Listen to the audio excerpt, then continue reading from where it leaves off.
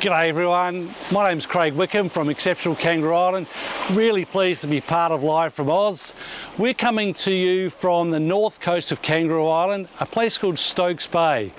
Kangaroo Island is in South Australia. It's Australia's third largest island, a lot bigger than many people anticipate, at about 150 k's by 50 in size, and only about 5,000 of us happen to be lucky enough to live on Kangaroo Island.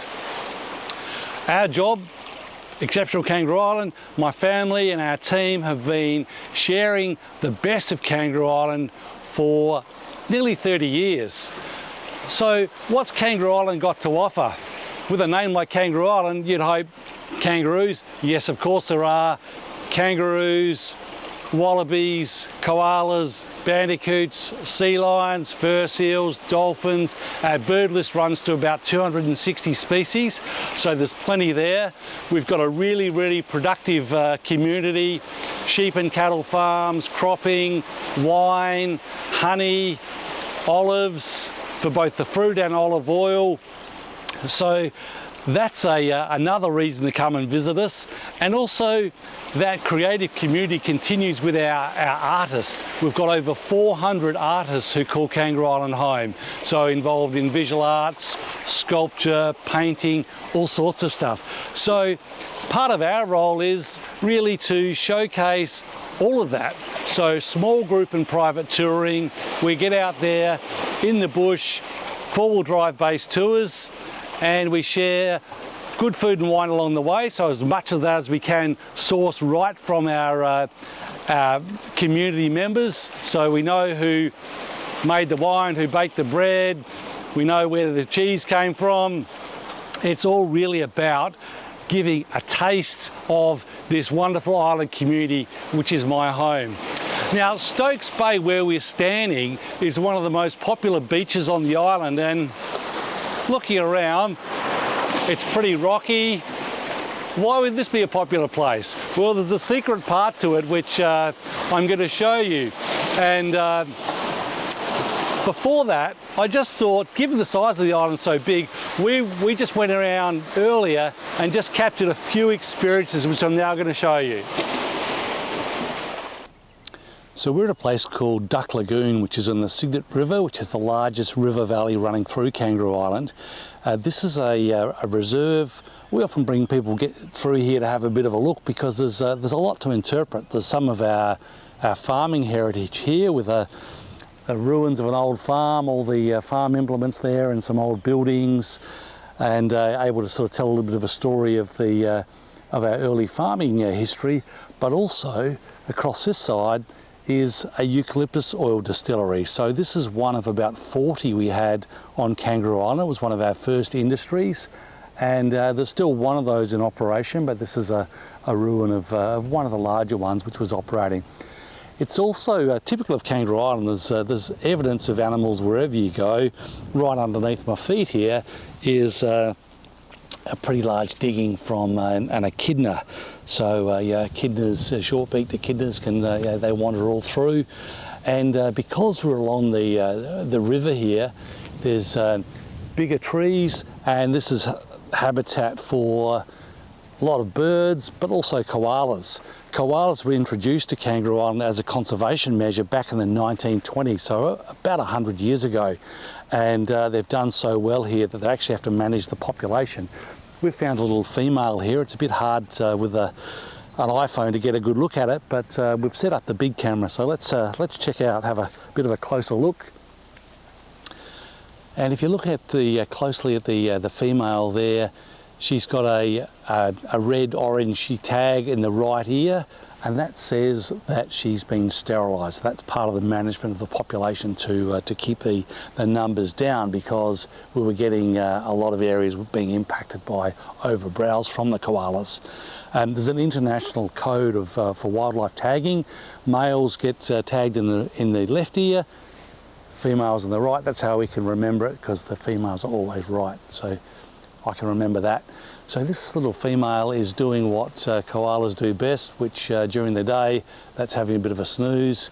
They'll sleep 18, 19 hours a day, spend some of the rest of the time awake but resting, and then come end of the day towards sunset, she'll then move up into the tree there and start feeding. And she's in a rough-barked manna gum, which is one of the Kangaroo Island eucalyptus that they really, really like. So we might leave her to it and head off and see what else we can find.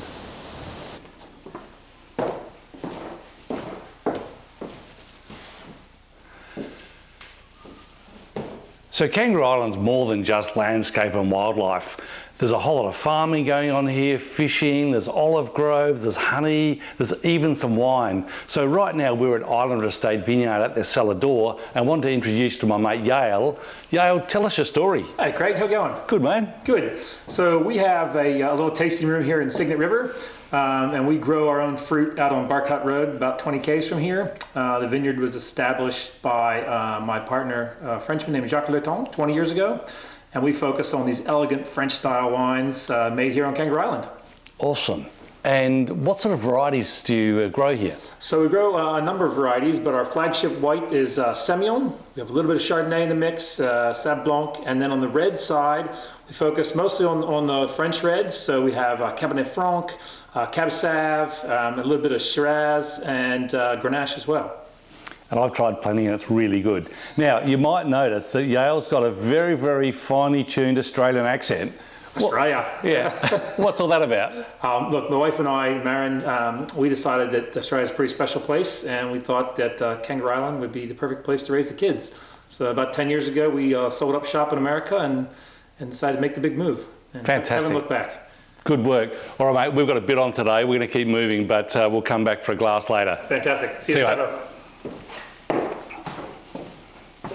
We've also got an awesome distillery, Kangaroo Island Spirits, and just brought you here to see Sonny. Sonny, give us a little bit of a story about gin on Kangaroo Island. Sure, Craig, no worries. About 13 years ago, John and Sarah hatched this little baby and started making gin. They started off with the wild gin. That's our flagship, and they discovered some unique local botanicals that they popped into the gin. And basically it snowballed from there. They're absolute geniuses as far as coming up with new recipes and throwing in local native botanicals. And yeah, we've come up with some award-winning gins. Yeah. Awesome. So if people can come here and they can actually taste some of Kangaroo Island distilled into all these beautiful flavours in the gins. They sure can, yep. And awesome souvenir to take home. Yep, that's it. Yeah. We'll look after you, pop on in and sample the different gins. We can make you a cocktail, and yeah, send you on your way with a piece of Kangaroo Island. Beautiful. All right, mate. Well, I might come back to that. We've got a bit more to do. We'll see you later. Thank you.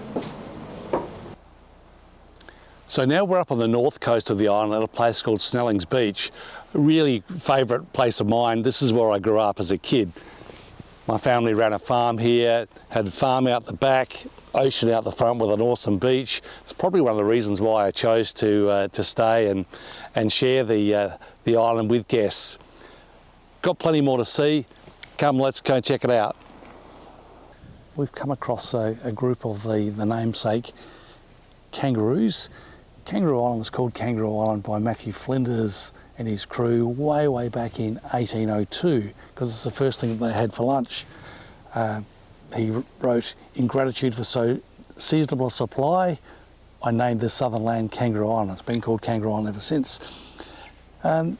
Bit hard to see the kangaroos up close with the iPhone, so again, check it out on the big lens here. And you notice, first thing you notice about Kangaroo Island kangaroos is they're much darker than the mainland. They're related to the western greys. There's not much grey about them. They're chocolate brown, and all their points, their muzzle, ears, their paws, the tail are all black. So they're referred to either as the Kangaroo Island kangaroo or the sooty kangaroo. One of the interesting things about the Kangaroo Island kangaroos is they've lost that really unusual ability to have the embryonic diapause, which means the females on the mainland with the western greys, if they lose body condition, they'll actually halt development of the Joey whilst it's still in utero. Ours don't seem to do that, and it might be because our rainfall's a little more consistent. The other thing which is unusual about them in terms of the size of them compared to the mainland Western Greys is for the same weight animals, they'd be about 25-30% smaller because their femurs are shorter. Their ears are also shorter, so again, might be reflecting just that slight different microclimate in terms of living here on an island. So break in the season was nice and early in the autumn here, so the grass is growing and these guys are pretty happy with the amount of feed they've got. And yeah, there's a good mob here. There's one big boy who's been going around checking out the girls, and everyone else pretty much busy feeding. So we're going to continue on exploring, seeing whether we can find some of the other animals before we end up right up on the coast. So we've been to see the Kangaroo Island kangaroos, the big guys. Let's move down the hill a little bit, and we've got much tighter habitat here, which is suitable for the smaller species we have here called a Tamar wallaby. Bit hard to see on the iPhone again. You know the drill. Check out what I can see through here. Much smaller grey animal, really well camouflaged. They blend in very well. That's because the wedge-tailed eagles are their major predator. The reason they do very well here is a combination of plenty of habitat for them left on the island, and also no rabbits and no foxes. So really small, really timid, fast moving animal, and they really won't come out of the open during the day. So you've either got to go see them in the bush, or at night time if you're driving around, you've got to be really careful because they're just swimming all over the road. Okay, so we've seen these little guys, let's leave them to it, and we'll go and see what else we can find. So we're out here filming. We've had the producer come and have a look. Hope he's happy with our work.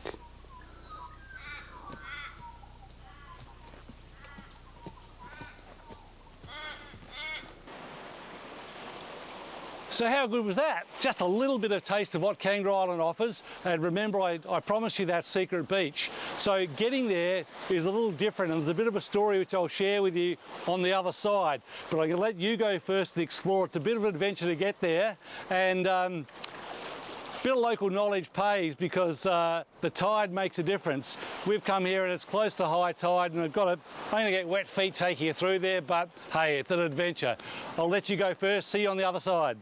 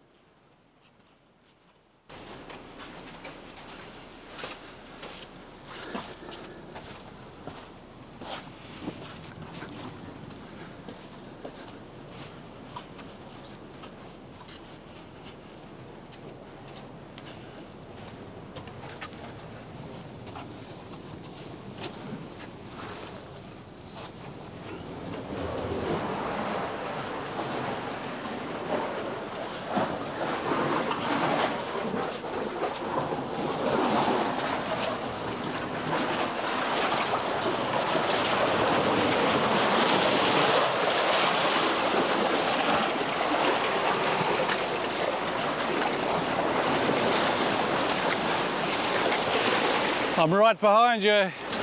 More of an adventure than I thought. The tide's on its way in. Anyway, great adventure.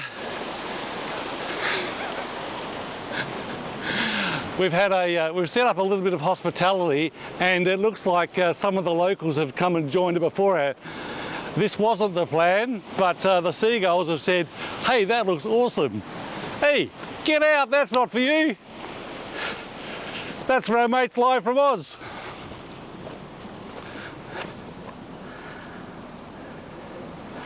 Never work with children or animals. Those seagulls. Anyway, that's all part of the fun of live TV, huh? So, Stokes Bay, that little adventure through the tunnel there, you used to be able to have to, if you're coming to enjoy this beach, you used to either have to come a bit of a rock hop with your eskies and all your gear around the point, or clamber up over the top of the headland there. A couple of the local families decided it was a good thing to see if they could make it a bit easier, and they've carved out that awesome little tunnel to reveal this secret beach. Now, I grew up not far from here, and this was actually where there's a little rock pool that is completely protected, low tide, it's really obvious, just this little pool here, and this is where the community had swimming lessons, so I actually learned to swim in here, which is good because I nearly had to swim today. It was just a little bit damp there. But this little setup here on the beach, that's the sort of thing that we can we do. We don't bring this normally for the seagulls, we bring it for our guests, and I guess today some olive oil, some cheese, which the seagulls enjoyed, a little bit of local sparkling wine from the island or one of our local vineyards. So I've got a couple of spare chairs. Who's keen? Come for some Cendriques. I don't recommend the cheese today because that's already been sampled by the locals, but really pleased to be able to showcase just a little bit of Kangaroo Island. If you are planning to come down, make sure you leave plenty of time because the island is a lot bigger and there's a lot more to do, and we'd really look forward to having you come, and these might be your chairs. Come and join us. And I think right now we've got to hand over to Whipper to show you some more of the adventure live from Oz.